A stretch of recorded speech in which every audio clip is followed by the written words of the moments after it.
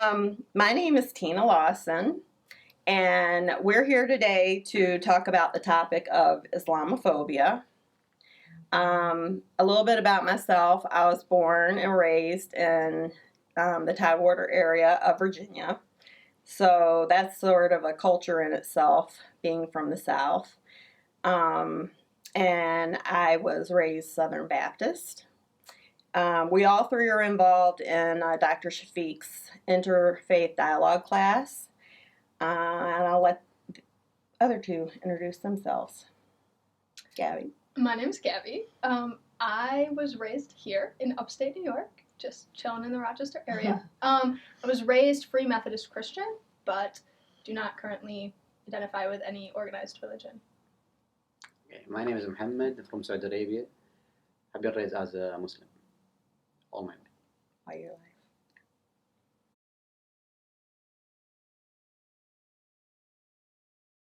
Hassan Sabbar, he's a guy who has decided to build a group.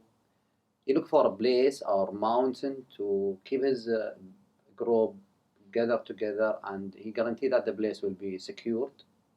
Nobody can attack it, and to be capable to be survived if it's surrounded by another army. And this place was having only one entry. When was this about? It was in Dhahran, something like this, Okay. which is named now Iran. And he started gradually with the villager. He selected the villager and non-educated, and he started to educate them. His simple idea, he really was a very smart guy. He make a garden in the back of the defense line. In that garden, he tried to make it like a paradise. Like he provided with milk and honey, river, something like this. He make it like a closed circle, and anyone who see it from outside, you see like the honey is in the river. But actually, it's a closed circle. Okay, and he used his main idea that to use drugs like weed. Okay. Okay, he gave it to the people they're working with him, and he looked mainly to the child and young ages to educate them and his belief, his belief and how to kill people, blah blah blah, something like this. His principle was easy. Like think about that. He training went for 5 or 6 years, and he sent him to work like shoes maker or any easy job or silly job, and he have a target. This target, it will be killed. Mm. In his beginning, they used to kill only one person, Okay. one by one. But instead of bringing an army, he's not capable to have an army to attack that emperor. He like, okay, example, X is his target. He assigned one to follow him for 2 years, 3 years, and within this time, this guy will be dead. Mm. Later on, it was internal between Muslim, Sunni, and Shia against him, and it's developed by the time it's reaching the Catholic, and so on, other empire. It ended by a big war because every time they tried to defeat him or to kill them, they failed. Because the mountain was like one of the strongest line defense for his people and his. Right. After his death, I think that it didn't take a long time and they collapsed the empire. And when we're seeing from this history that they have the idea about, like now we have the bombing and thing, but they have the same principle that you cannot go with the army against this place. You just select what you want and what your target, and you go to it. Hit it. Yeah. This is by the time moved gradually. If you go to we'll go until the war what happened between Lebanon and Israel and the United States and Lebanon or something like that. And you see they done it, but everyone take it like this is a war and against the United. I think I remember one of them was in the embassy of the United States. Mm-hmm. It was bombed by the same tribe. If you think about it, if you read again the history, they actually are the same source of it. Like after that, we can see some plane hijacking and things by Palestine against Israeli, and bombing, and which wasn't welcomed in Islamic culture. It's going more wars now. If you go to combining between Al Qaeda and the belief of this Hashashin, they became like one compound together, and things became worse and more aggressive. If you think about the history, the damage will be like 1% lost, maximum 2% will be lost. And when Qaeda started with 11 September, and you count the number of the population have been died is high. Right. And I believe it wasn't a plan to harm the country as a government, because the place they selected is for public. Right. They can attack something like nuclear weapon, they can attack army forces, they can attack electrical company and stuff like this. But they went for population. For like that shock and Yeah, all. for shock. They intentionally they want to have trauma. They want Right. people to be scared from it. Right. And if you go back to the history of the Hashashin, they spent some years everyone is scared from them. Right. Muslim and non-Muslim, they all of them are scared from Hashashin.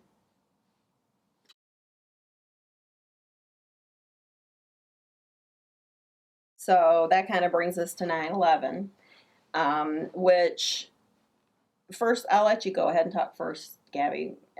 How old were you when 9/11 happened? I was in 2nd grade, Okay. so not very old. Yeah. But I do remember the day, actually. My mom came and picked me up from school and took me home.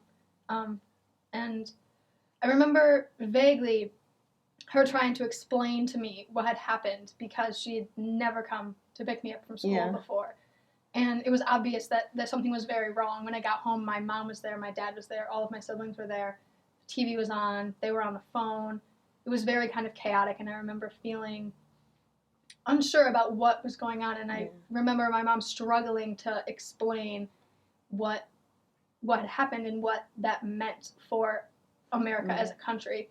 And I know, at least for me, on the topic of Islamophobia and having been here and so young when 9/11 happened, for me, and I think a lot in my generation, up until recently, terrorism meant Islamophobia. Yeah. They sort of like went hand in hand, and it was this fear of, look what they had done to us and look what they had done to our country. And it wasn't up until recently, actually, this class that distinction really came out for me, like personally. Well, I can not vaguely. I can remember 9/11 very well. I was actually getting ready to go and clean horse stalls when I saw it on the news, and it just was like, we're under attack. And I'm watching the news as I'm watching the Trade Center fall, and it's like you're watching it, and you're like, at my age, I mean, that was like, how can that be happening on American soil? I mean, that's what came out of it, is how can this be happening on American soil? Like you said, the fear, how can this possibly be happening? And I did the same thing. I went to my kids' schools and I, checked on them, or I brought them home or whatever, because we didn't know. I mean, the whole thought is that we were under attack, and we live in New York. Even though we're in upstate New York, there was still that feeling of, we're under attack. What's next? Like you said, is it going to be a nuclear plant? Is it going to be whatever? So from my background, as I was telling you guys earlier, that I didn't have like a real strong feeling in regard to like the Muslim faith or the Muslim culture, and the Islamic faith. I didn't really know anything about the Islamic faith. Really until I came here to New York, and then there was like a larger presence, and it didn't affect me. I mean, I just felt like people are people. If you want to wear a hijab, wear a hijab. If you want to, worship however you want to worship, that's great.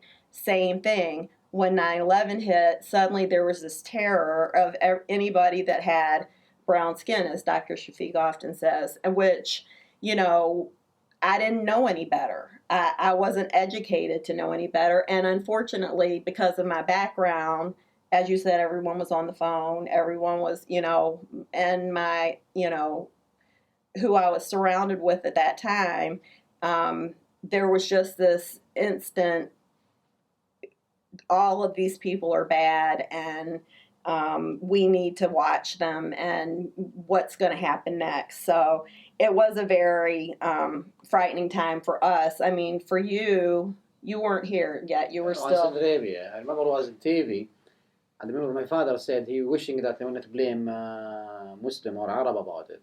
because of the some of history of incident happened between Palestinian and Israeli about hijacking the plane Yeah. or something like that. But suddenly thing we found it like first suspected is Al Qaeda Yes. without any first thing they mentioned in the media is Islamic. Yes, yes. And I think that's when we all became aware. I mean, maybe it was more prevalent for you guys, but for us, I think that's when Al Qaeda and Islamic terrorists, the war on terrorism, shock and awe, all that stuff kind of came to the forefront, and we were all aware of it. You at a very young age trying to figure it out, me at an older age trying to think, how is this going to affect me and my family, and you, of course, thinking this is a culture that is mine, basically, in a way that I have to, I don't want people looking at me or attacking me because I'm, a different color or whatever. I remember that in the TV, a lot of a Muslim leader they came. They was criticizing what's happened and against it, and they say not encouraging what happened, and they pointing in it's not allowed in Islamic religion to Right, unless you are in the war and they are army attacking you. right, But right. attacking civilian not welcome at all as a religion. They keep repeating for almost I remember for a month they keep Trying to educating the reiterate that. people and Yeah. trying to say what's happening is against the Islamic. Well, Yes, the point is still the media pointing it to Islamic. yes. And it should be pointing about the name of the people who done it. Yes, yes, because that's what, what Muhammad's talking about, I think, is kind of like what we talk about in class, is that what the Quran teaches is that it is not okay to commit violence against another person. All that stuff that they did was not okay to do in the Islamic faith, in the religion that, the Quran teaches them, and that, but what people weren't getting was that they were doing this in the name of the Islamic faith. They took over the Islamic faith in a way, or who Bin Laden took over the Islamic faith, and would say that, take credit for everything that they did in the name of terrorism, in the name of the Islamic faith. For us as Saudi, I'm talking about it. Yeah. When he talk, I think we have a question mark and big question. Why is the attacks happening in Saudi Arabia that time and the Yeah. United States? How about Tehran? How about Iran? Right, How about Russia? Why not? Yeah, why not? Why not? Yeah. Why Iran is always secure, nobody attacking here, Yeah. and no bombing happening there. Yeah. And People aren't asking the right questions. They're worried about, like you said, the media Yeah. is worried about the story, sucking people in, and yeah, and why he's encouraging the Muslim in Arab country, especially in the Middle East or Saudi Arabia or Kuwait or Qatar, to join him, and North Africa. yeah, He's not interested in the Iranian part of Islam or the other side of it. yeah, Why? yeah. Why? Why is he influencing everyone against their government? Attack your government. Do this one for your Yeah. government. Yeah, And no any single influence against the other side. yeah, This is a lot of question was in the side of the people, and some people they became like, come on, there's something wrong. yeah. Right. There's something wrong.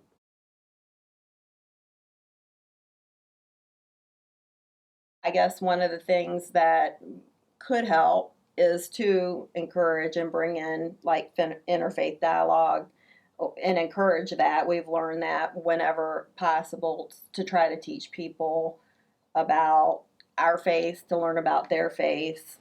And I guess we all agreed that that would be something that could hopefully help the situation, at least start a talk, start a conversation, start a dialogue.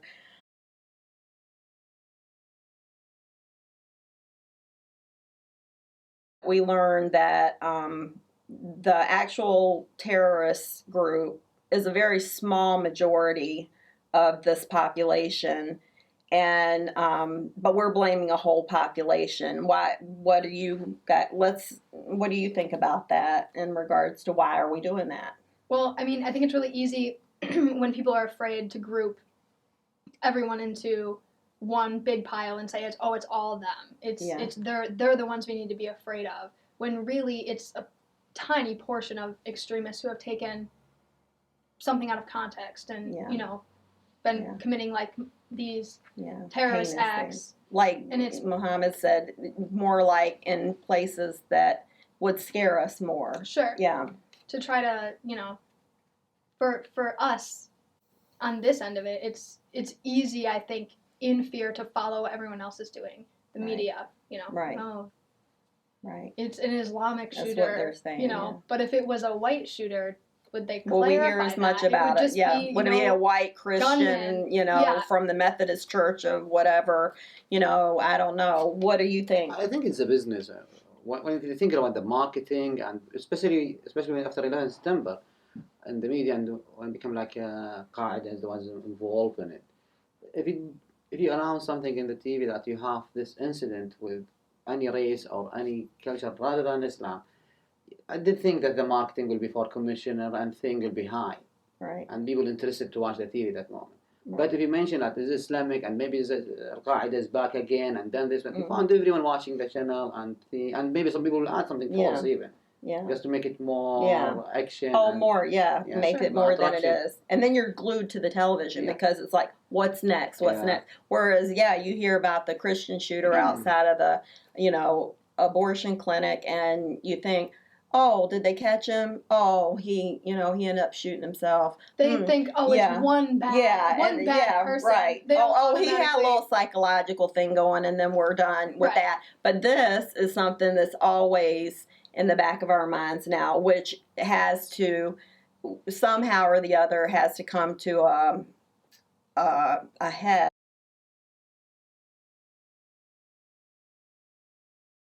We know now because of what we've been taught, and I think what we're going to continue to learn, that there has to be some dialogue. Do you have anything else to put in what I said? The point before you go to the dialogue, you need to be admitting there's some infected area or some population, a number like Qaeda and CCI, they are in wrong direction. Right. Either you communicate with them to recorrect them. Right. Right. You think that's possible? Yeah, or to be taking action against them. Right. Neglecting them for a long time, make them grow bigger and bigger, it will be happening against you. Right. Right. Leaving them like this, they will keep growing. Right. And they grow And it will get bigger. Yeah.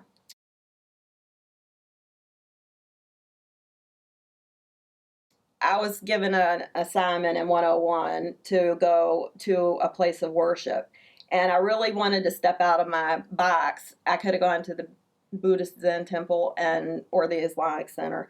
I was afraid to go to the Islamic Center because of not so much about the people there. I was afraid about my people, like kind of what my people would do. Like if I was there, would something happen while I was there? I wasn't afraid. Did I have Islamophobia? Because what it makes me think is that, because I wasn't educated, because I wasn't, I hadn't been gone that far in things with the class. But anyway, I dragged my feet on it and I went. And I'll have to say it was the most wonderful experience I've had. I can't even tell you how wonderful it was. And then I had a moment of noticing that, I was there and I was obviously different from them. Although there were many different shades of, there were dark people, there were light people, there were, people that you would say, oh, that person is Muslim or Arabic or, whatever. But everybody was just so kind. And I had this mindfulness moment of noticing that, everybody was like laughing and hugging and smiling and, talking, and the children were running all around me, these little dark curly headed babies running all around me and laughing and playing. And I was like, they were looking at me smiling and they weren't afraid of me and I wasn't afraid of them. And I'm like, I was stupid. I need to learn and I need to learn more. And that's what my journey is right now. You don't criticize yourself. You was under the influence of the media. I know. For a long time, influence of the media, it's built inside. Yes, There's something there. But when you see the fact by yourself, yes, you realize it's not true. No, no, and all I want to do now is just spread that word. is that it's not true, and that we I need to learn more, because I need to learn more so that I can teach more, because you learn, but you teach people by talking about something, Sure. and that's how you communicate, and they learn by listening to you, and then they take it on and they talk to someone else or their children or whatever about it. So that's, as far as Islamophobia and Muslims or Islamics or whatever being bad, I think that that's a ridiculous statement to even say now, and I'm going to do my best to try to let as many people as I know that I can, that they need to educate themselves. What do you think? I think that I was brought up again in that mindset of that fear, and this group of people is, we need to fear them because look what they did to us, look at how they attacked us, and that kind of rhetoric, hearing it from anyone, the media, any form of authority, school, church, family, friends, anyone growing up hearing that automatically kind of sets that fear inside of you, and you're kind of set up to be afraid. Mm-hmm. You're set up to be Islamophobic. Yeah. And I think that for me, this class in particular, and like Dr. Shafiq's influence and everything that we've been studying has really changed personally my opinion and my view on it. And I've gone home and told my family something new that I learned almost every day, and said, did you guys know? How do they react? My mom goes, I don't believe it. And then I would be like, listen, this is what we talked about. And she'd be like, wow, like that's amazing. And it's small influences. Somewhere in her mind it's there now, though, but I think that's great. And she's constantly amazed by the things that I'm learning and the things that I'm saying. Well, that you feel good about going, like you go home and talk about statistics with your mom. You know what I'm saying? This is making an impact to the point where you want to share it, and you want to make a difference, and that's what I think the point of it is. How about you? I agree 100%. Except I remember Muhammad Shafiq when he mentioned that we need to, when talking about in the media, he's against that to use Islamic. Right. Yeah, he's against it. And I agree with him 100%. You should point who's the guilty. And instead to make it general Islamic, then like that. Yes. This is not working. Yes. Well, did you ever notice in class that he doesn't ever say ISIS? He says IS, IS. He always says IS, IS. And I spoke with him, and I asked him, why did he say that? Why did he call it? He said, because that's the initials for the group. When you say IS, IS, you're not putting that fear or whatever into somebody's heart like when you say ISIS. Like, he didn't say that to me, but he didn't say that exactly to me. That word wasn't the exact verbiage, but that along those lines, that's what I took from it, is that when you say ISIS, you put a different, when you hear ISIS versus when you hear ISIS, that makes you think differently. Do you think, you probably think differently about that because of your culture. Yeah. So, but anyway, we could talk about this for hours, I'm sure, but I know that they're going to have to cut this down to, I don't know, maybe they'll use it all because it'll be so great. It'll be so fantastic. Anyway, I had fun talking to you guys, as I always do. I sit right in the middle of you two every Tuesday and Thursday. And it's a good time. Yes, it is a great time. And so anyway, I hope we'll all keep learning and, hopefully be able to make a little bit of a change. Yeah. Even if it's a small one. Even if it's got to start somewhere. That's right. Good luck. Thank you. Okay. Thank you.